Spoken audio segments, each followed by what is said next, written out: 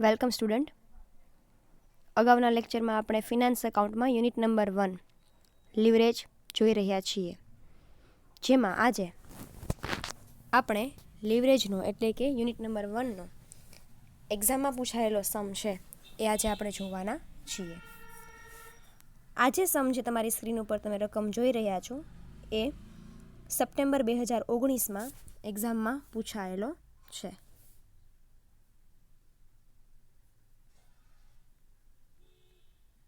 જેની રકમ કંઈક આવી છે. ધ કલરફુલ ટ્રેડિંગ કંપની લિમિટેડનું તારીખ 31/12/2018ના રોજનું પાકું સરવૈયું નીચે મુજબ છે. એક કંપની છે કલરફુલ ટ્રેડિંગ કંપની, એનું પાકું સરવૈયું આપણને આપેલું છે, જેમાં જવાબદારી બાજુ ઇક્વિટી શેર મૂડી દરેક ₹10 લેખે 8 લાખ, 10%ના ડિબેન્ચર 6 લાખ, રાખી મૂકેલ કમાણી 2,50,000, લેણદારો 80,000, દેવી હુંડી 20,000. મિલકતો બાજુ જમીન મકાન 4 lakh, plant and machinery 8,50,000, furniture 1 lakh, stock 2,50,000, દેવાદારો 1 lakh, રોકડ 50,000. બંને બાજુનો સરવાળો છે 17,50,000. અન્ય વિગત જે આપણા દાખલા માટે જરૂરી છે, જે આપણે ગણવાની છે. વેચાણ ₹4 લાખ, કામગીરી ખર્ચાઓ કૌંસમાં સ્થિર ખર્ચ એટલે કે કંપનીના સ્થિર ખર્ચ છે 60,000 છે. કામગીરી ખર્ચ કૌંસમાં ચલિત ખર્ચ એટલે કે અસ્થિર ખર્ચાઓ કે ચલિત ખર્ચાઓ 80,000. વ્યાજ અને કરવેરા પહેલાંની આવક 2,60,000. કરવેરાનો દર 50% છે. હવે તમારે બે વિગતોની ગણતરી કરવાની છે. પહેલું, વર્તમાન વેચાણની સપાટીએ કામગીરી, નાણાકીય અને સંયુક્ત લીવરેજની ગણતરી કરો. એટલે કે કંપની અત્યારે જેટલું વેચાણ કરે છે 4 લાખ, ત્યારે કંપનીને નાણાકીય લીવરેજ કેવું મળે, કેટલા રૂપિયા મળે છે, કેવું મળે છે, કામગીરી લીવરેજ કેવું મળે છે અને સંયુક્ત લીવરેજ કેવું મળે છે એની ગણતરી કરવાની છે. અને બીજું એવું કીધું છે કે જો કંપનીની કુલ મિલકતો એક જ સપાટીએ રહે ને કંપનીના વેચાણમાં 20%નો વધારો કે ઘટાડો થાય તો શેર દીઠ કમાણી શોધો. એટલે શું કહે છે કે ભાઈ કંપનીના વેચાણમાં જો ફેરફાર કરવામાં આવે, એટલે કે કયો ફેરફાર, તો કે ભાઈ 20% વધારો કે 20% ઘટાડો કંપનીના વેચાણમાં કરવામાં આવે તો ત્યારે કંપનીની શેર દીઠ કમાણી કેટલી આવે એના વિશેની ગણતરી તમારે કરવાની છે. તો રકમ છે કંઈક આવી છે. હવે આપણે જોઈએ એનો જવાબ. સૌથી પહેલાં તમને એવું કીધેલું છે, પહેલી ગણતરી માટે તમને એવું કીધું છે, સૌથી પહેલું આ કે વર્તમાન વેચાણની સપાટીએ કામગીરી લીવરેજ, નાણાકીય લીવરેજ અને સંયુક્ત લીવરેજની કક્ષા શોધો. બરાબર. તો તમને જે આ અન્ય વિગત કે માહિતી આપી છે એમાં સૌથી પહેલાં તમારે શું કરવાનું, બધા દાખલામાં અત્યાર સુધી આપણે કરતા આવ્યા છીએ એ રીતે મૂડી માળખું તૈયાર કરવાનું. મૂડી માળખાના આધારે આપણે લીવરેજ છે એ બધા શોધશું. તો સૌથી પહેલાં કરવાનું 31/12/2018ના રોજનું મૂડી માળખું. સૌથી પહેલાં વિગત શું આવે તો કે વેચાણ. બરાબર. વેચાણ તમને ઉપર આપેલું છે, કેટલું છે 4 લાખ. બરાબર. તો વેચાણ છે 4 લાખ, બાદ થશે અસ્થિર ખર્ચાઓ એટલે કે ચલિત ખર્ચાઓ. હવે ઉપર રકમમાં જોઈએ ચલિત ખર્ચાઓ કેટલા આપેલા છે, તો કે ચલિત ખર્ચાઓ જે છે એ છે 80,000 રૂપિયા, જેને આપણે અસ્થિર ખર્ચ પણ કહીએ છીએ, ચલિત ખર્ચ પણ કહેવાય છે. તો 80,000 માઇનસ કરો, 4 લાખમાંથી 80,000 જાય, જે આવે એ તમને શું મળશે, ફાળો મળશે, એટલે કે 3,20,000. એમાંથી બાદ થશે સ્થિર ખર્ચ. તો કે વિગતમાં સ્થિર ખર્ચ કેટલા આપ્યા છે, તો કે ભાઈ કામગીરી ખર્ચાઓ કૌંસમાં સ્થિર ખર્ચ કેટલો છે 60,000. તો બાદ થશે 60,000 એટલે કે 3,20,000માંથી 60,000 બાદ થાય, કેટલા વધે 2,60,000, જે છે તમારી વ્યાજ અને કરવેરા પહેલાંની કમાણી કે આવક. એટલે કે સૌથી પહેલાં વેચાણમાંથી બાદ થશે 80,000 ચલિત ખર્ચ, જે મળે એ તમારો ફાળો છે, માઇનસ થશે સ્થિર ખર્ચ 60,000, જે મળે એ તમારી વ્યાજ અને કરવેરા પહેલાંની આવક છે, એટલે કે 2,60,000. હવે બાદ થશે વ્યાજ બાદ થશે તો વ્યાજ આપણે ડિબેન્ચરનું વ્યાજ બાદ કરવાનું હોય તો રકમમાં આપણે જોવાનું કંપની કેટલા ટકાના ડિબેન્ચર બહાર પાડે છે. તો કે જુઓ અહીંયા પાકા સરવૈયામાં આપણને આપેલું છે, જવાબદારી બાજુ કંપની 10%ના ડિબેન્ચર 6 લાખના બહાર પાડે છે. તો 6 લાખના 10% કરો તો કેટલા આવશે 60,000. તો તમારે કેટલા બાદ કરવાના થશે, 60,000 રૂપિયા છે એ વ્યાજના બાદ કરવાના થશે વ્યાજ અને કરવેરા પહેલાંની આવકમાંથી.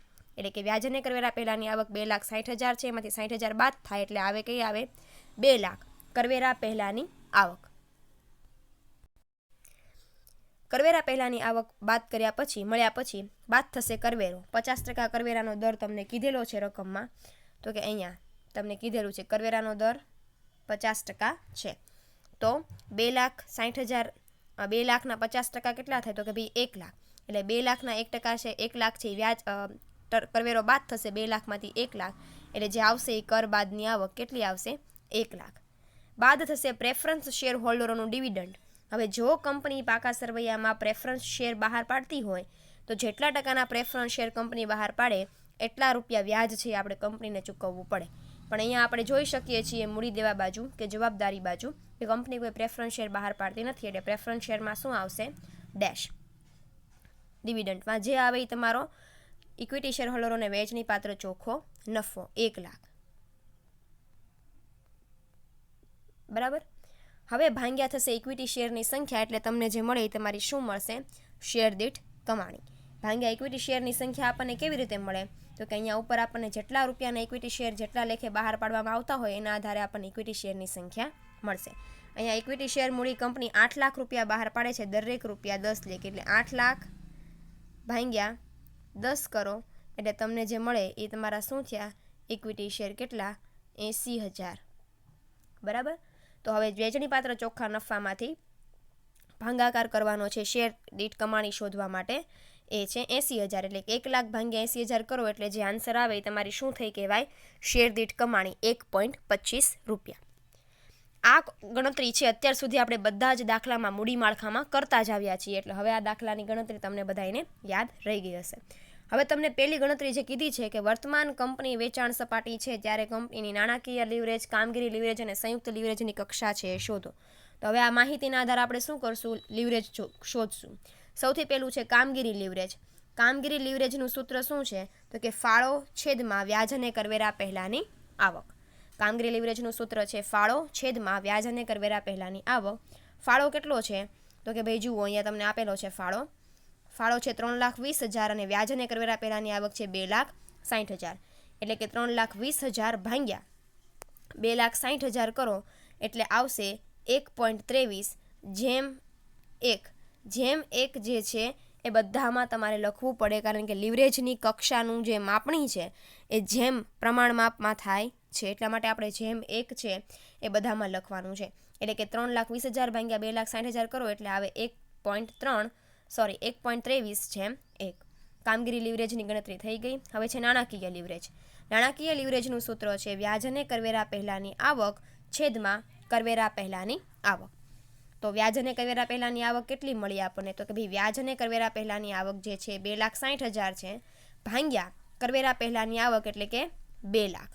કરવેરા પહેલાંની આવક એટલે કે 2,60,000 ભાંગ્યા 2 લાખ. 2,60,000 ભાંગ્યા 2 લાખ કરો એટલે આવે 1.3. 1.3 જેમ 1. આ થયું નાણાકીય લીવરેજ. અને હવે છે સંયુક્ત લીવરેજ. સંયુક્ત લીવરેજનું સૂત્ર શું છે? તો કે ભાઈ કામગીરી લીવરેજ ગુણ્યા નાણાકીય લીવરેજ. તો ઉપર આપણને કામગીરી લીવરેજ કેટલું મળ્યું? તો કે ભાઈ 1.3 અને નાણાકીય લીવરેજ કેટલું મળ્યું? કામગીરી લીવરેજ મળ્યું આપણને 1.23 અને નાણાકીય લીવરેજ આપણને મળ્યું 1.3. એટલે કે 1.23 ગુણ્યા 1.3 કરો જે આવે તમારું શું થાય? સંયુક્ત લીવરેજ થાય. એટલે કે 1.5 જેમ 1. બરાબર. તો પહેલી ગણતરી અહીંયા પૂરી થઈ ગઈ. તમને રકમમાં જે કીધી છે કે કંપનીને વર્તમાન વેચાણ સપાટી એ કંપનીના 3 પ્રકારના લીવરેજની ગણતરી કરો, જે આપણે 3 પ્રકારના લીવરેજની ગણતરી કરી નાખી છે. હવે બીજું જે છે એ હવાલો તમારી માટે અત્યાર સુધીના દાખલામાં તમે જોયેલો નથી, એટલે કે થોડોક નવો છે. એ છે કે જો કુલ મિલકતોની સપાટી એમ નામ રહે, એટલે કે મિલકતોમાં કોઈ પ્રકારનો ફેરફાર, કંપનીની પાકા સરવૈયામાં જે મિલકતો છે એમાં કોઈ પ્રકારનો ફેરફાર છે થતો નથી, પણ કદાચ જો કંપનીના વેચાણમાં 20%નો વધારો ને 20%નો ઘટાડો થાય તો એ માટે શેર દીઠ કમાણી છે એ શોધવાની છે. એટલે કે હવે આપણે શું કરવાનું છે? તો કે ભાઈ હવે તમારું જે વેચાણ છે એમાં 2 પ્રકારની ગણતરી કરવાની છે. એક તો વેચાણ છે એમાં 20%નો વધારો કેવી રીતે થાય છે અને એની શું શેર દીઠ કમાણી આવે છે, અને બીજું કંપનીનું વેચાણમાં 20%નો ઘટાડો થાય તો તમારી શેર દીઠ કમાણી છે એ કેટલી આવે છે. હવે આપણે એની ગણતરી કરીએ બીજા ઓપ્શનની. એટલે કે જુઓ અહીંયા તમે જોઈ શકો છો વિકલ્પ નંબર 2, વેચાણમાં 20%નો વધારો કે ઘટાડો થાય ત્યારે.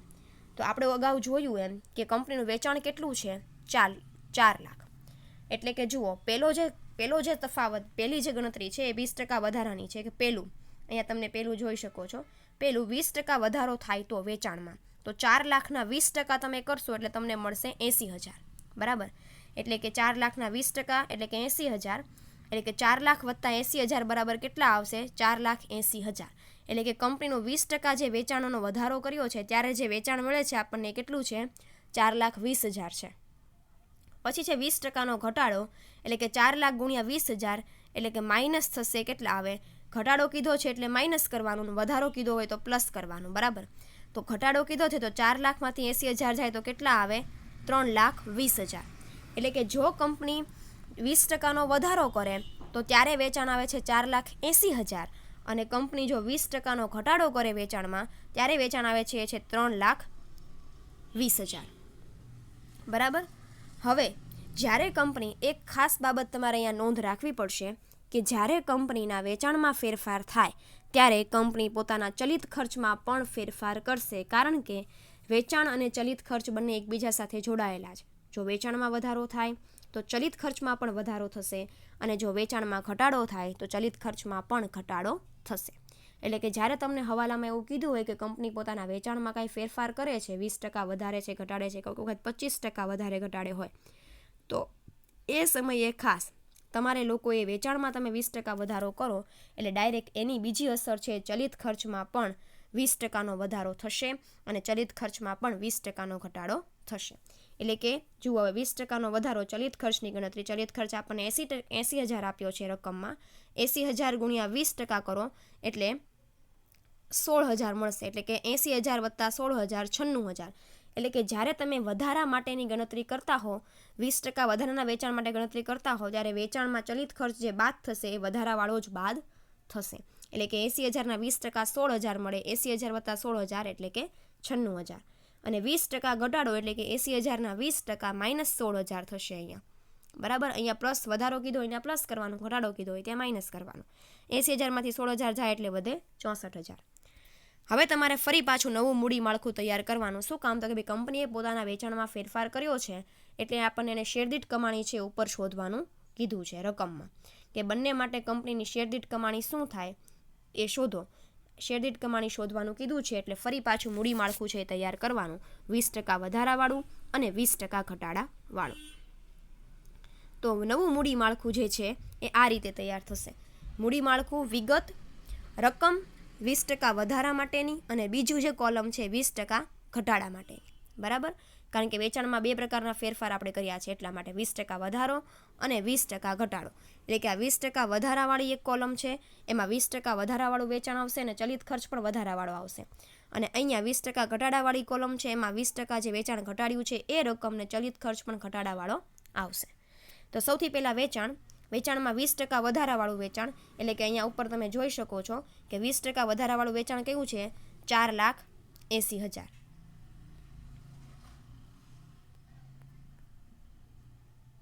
આ રહ્યું 4,80,000, 20% વધારાવાળું વેચાણ. એટલે કે વેચાણમાં કેટલા આવશે? 4,80,000. અને 20% ઘટાડાવાળું વેચાણ કયું છે? તો કે અહીંયા આપણે ગણતરી કરી એ છે 3,20,000. 3,20,000 છે એ ઘટાડાવાળું વેચાણ આવશે. તો અહીંયા આવશે 3,20,000. બાદ થશે ચલિત ખર્ચ. ચલિત ખર્ચમાં ખાસ 20% વધારાવાળો ચલિત ખર્ચ છે એ કયો છે? તો કે ભાઈ 96,000. તો 4,80,000માંથી 96,000 બાદ થશે. આ ચલિત ખર્ચ, વધારાવાળો ચલિત ખર્ચ વધારાવાળા વેચાણમાંથી બાદ કરવાનો, અને ઘટાડાવાળો ચલિત ખર્ચ ઘટાડાવાળા વેચાણમાંથી બાદ કરવાનો. 4,80,000માંથી 96,000 બાદ થાય, આવશે 3,84,000. ફાળો બરાબર શું આવશે? 3,84,000. 4,80,000માંથી 96,000 બાદ કરતા મળશે ફાળો 3,84,000. અહીંયા ઘટાડાની વાત કરીએ તો ઘટાડામાં ચલિત ખર્ચ કેટલો છે? તો કે ભાઈ 64,000. તો 3,20,000માંથી 64,000 બાદ થાય અને જે આવે એ તમારો શું થાય? ફાળો. કેટલો ફાળો આવશે? તો કે ભાઈ 2 લાખ, થોડીક લખવામાં ભૂલ થઈ છે, 2,64,000. બરાબર. Okay, sorry. 3,20,000માંથી 64,000 બાદ થાય એટલે આન્સર આવશે 2,56,000.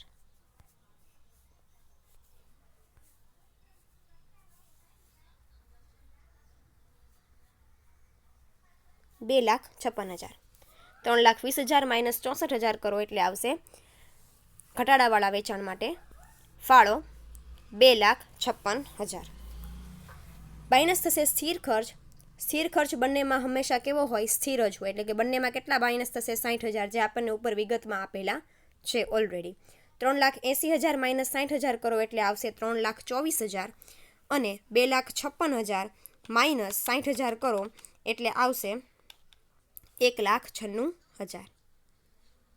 1,96,000 અને 2,24,000. વધારા ઘટાડામાં બેમાં સ્થિર ખર્ચ એક જ આવે, કારણ કે સ્થિર ખર્ચ વેચાણ વધે કે ઘટે, સ્થિર ખર્ચમાં કોઈ ફેરફાર થતો નથી. હવે બાદ થશે, એટલે કે સ્થિર ખર્ચ બાદ કરતાં જે મળે એ આપણને શું મળે છે? વ્યાજ અને કરવેરા પહેલાંની આવક. તો કે 20% વધારાવાળા વેચાણમાં વ્યાજ અને કરવેરા પહેલાંની આવક પડે છે 3,24,000 અને 20% ઘટાડાવાળા વેચાણમાં મળે છે 1,96,000. માઇનસ થશે વ્યાજ. વ્યાજ આપણે ઉપર અગાઉ જોયું હતું કે ભાઈ કંપની 6 લાખના ડિબેન્ચર 10% લેખે બહાર પાડે છે, એટલે વ્યાજ કેટલું આવે છે? 60,000. તો કે 3,24,000માંથી 60,000 બાદ થાય એટલે કરવેરા પહેલાંની જે આવક હોય એ કેટલી આવે? તો કે ભાઈ વધારાવાળા વેચાણમાં આવશે 2,64,000 અને ઘટાડાવાળા વેચાણમાં આવશે 1,96,000 માઇનસ 60,000 ઇઝ ઇક્વલ ટુ આવશે 1,36,000. એટલે કે કરવેરા પહેલાંની આવક વધારા માટે આવશે 2,64,000 અને ઘટાડા માટે આવશે 1,36,000. બાદ થશે કરવેરો. 50% કરવેરો છે એ બંનેમાં બાદ કરવાનો છે. કરવેરાનો દર આપણને અગાઉ કીધેલો જ છે. તો 2,64,000ના 50% તમે કરો એટલે આવે 1,32,000 અને 1,36,000ના તમે 50% કરો એટલે આવે 68,000. એટલે કે કરવેરા બાદની આવક કેટલી આવશે? તો એ કરવેરા બાદની આવક 1,32,000 અને 1,68,000. શું કામ? તો કે 2,64,000માંથી 1,32,000 જાય એટલે વધે 1,32,000 અને ઘટાડાની વાત કરીએ તો 1,36,000માંથી 68,000 જાય એટલે કેટલા વધે? 68,000. માઇનસ થશે પ્રેફરન્સ શેર ડિવિડન્ડ. આપણે અગાઉ જોયું એમ કે કંપની પ્રેફરન્સ શેર કોઈ બહાર પાડતી નથી, એટલે ડિવિડન્ડ પણ આવશે નહીં. બરાબર, ત્યાં આવશે ડેશ. અને જે મળે એ તમારો શું છે? વહેંચણી પાત્ર ચોખ્ખો નફો. ઇક્વિટી શેર હોલ્ડરોને વહેંચણી પાત્ર ચોખ્ખો નફો. એટલે કે 20% વધારામાં આવશે 1,32,000 અને ઘટાડામાં આવશે 64,000. ભાગ્યા થશે ઇક્વિટી શેરની સંખ્યા. તો કે ઇક્વિટી શેરની સંખ્યા છે આપણને કેટલી મળી તે અગાઉ આપણે ગણતરી કરી એમાં, તો કે ભાઈ 80,000. તો વધારામાં એટલે કે 1,32,000 ભાગ્યા 80,000 કરો એટલે જે આવે એ તમારી વધારા માટેની શેર દીઠ કમાણી આવશે. એ છે 1.65 અને ઘટાડા માટેની એટલે કે 68,000 ભાગ્યા 80,000 કરો એટલે આવશે 0.85. જે તમને શોધવાનું કીધું હતું કે જો કંપનીના વેચાણમાં 20%નો વધારો અને 20%નો ઘટાડો થાય તો બંને માટેની શેર દીઠ કમાણી છે તમારે શોધવાની છે. તો તમે જોઈ શકો છો કે તમને બંને માટે વધારા અને ઘટાડા માટે 80,000 વધારા માટે 1.65 શેર દીઠ કમાણી મળી છે અને ઘટાડા માટે મળી છે 0.85. એક બાબત તમારે વધારા ઘટાડામાં ખાસ યાદ રાખવી પડે, બાકી આ દાખલો સાવ સરળ છે કે જ્યારે તમારા વેચાણમાં વધારો કીધું હોય જેટલા ટકાનો વધારો, ત્યારે એ વધારાવાળું વેચાણ ગણતરી માટે વધારા માટે લેવાનું અને ઘટાડાવાળા વેચાણ માટે તમને ઘટાડો કીધો હોય ત્યારે વેચાણમાંથી એટલા પર્સન્ટેજ એટલા ટકાવારી ઘટાડો કરવાનું અને એ વેચાણ તમારે ઘટાડા માટે લેવાનું. ખાસ ચલિત ખર્ચમાં પણ ફેરફાર થશે. વેચાણમાં વધારો ઘટાડો થાય જેની સીધી અસર ચલિત ખર્ચ ઉપર પણ થાય. એટલે કે 20% વધારા માટેનો ચલિત ખર્ચ પણ અલગ આવશે અને ઘટાડા માટેનો ચલિત ખર્ચ પણ અલગ આવશે. વધારા માટેનો ચલિત ખર્ચ હોય એ વધારાના વેચાણમાં તમારે માઇનસ કરવાનો અને ઘટાડા માટેનો જે ચલિત ખર્ચ હોય એને ઘટાડાવાળા વેચાણમાંથી બાદ કરવાનો. પછી એઝ ઇટ ઇઝ તમે લોકો જે મૂડી માળખું બનાવો છો એ રીતે મૂડી માળખું બનાવવાનું અને વેચાણમાં 20% વધારાવાળું વેચાણ હોય ત્યાં 20% વધારાવાળા વેચાણની ગણતરી કરી હોય એ લેવાનું અને ઘટાડાવાળા વેચાણની વાત કરી હોય ત્યાં ઘટાડાવાળું વેચાણ નવું શોધીએ આપણે એ લેવાનું. બાકી તમે જે રીતે મૂડી માળખું બનાવો છો એ રીતે જ મૂડી માળખું બનાવવાનું હોય છે. તો આવો દાખલો છે એ તમારી એક્ઝામમાં વારંવાર પૂછાય છે.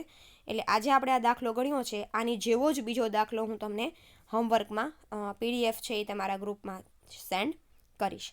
તો એ તમારે ઘરે છે એ ગણવાનો છે, પ્રેક્ટિસ કરવાની છે.